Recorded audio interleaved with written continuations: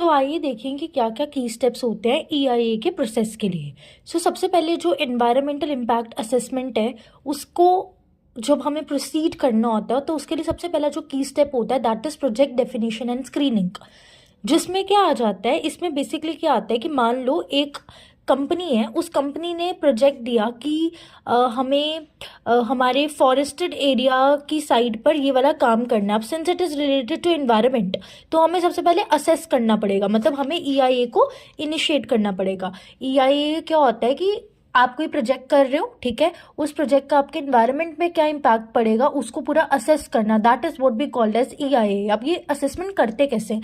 तो असेसमेंट में सबसे पहला स्टेप आता है कि आप अपने जो भी प्रोजेक्ट है उसको डिफाइन करोगे, उसको स्क्रीन करोगे। इसका क्या मतलब है कि आपको पता है कि आपने, जैसे कि ये बिजनेस कंपनी है, उसने फॉरेस्टेड एरिया में कुछ मान लो वर्क करना है, तो सबसे पहले तो उसको पता होना चाहिए कि फॉरेस्टेड एरिया में अगर वो ये मान लो ये वाली चीज स्टार्ट कर रही है तो उसका यूजफुलनेस क्या है, क्योंकि फॉरेस्टेड एरिया को आप दे रहे हो तो it is a big thing ना, आप अपने एनवायरनमेंट को दे रहे हो, so it's a big thing.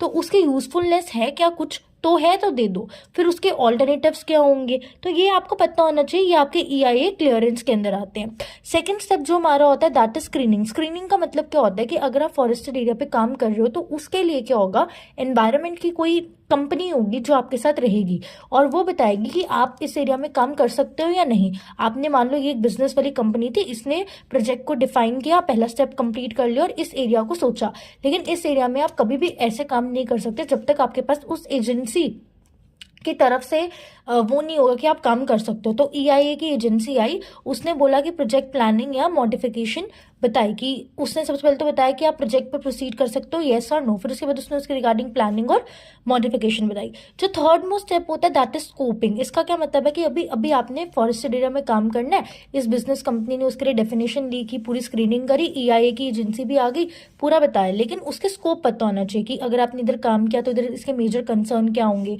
इसके की इम्पैक्ट्स क्या होंगे, तो वो पूरा असेसमेंट मेथड्स आपके पास होने चाहिए।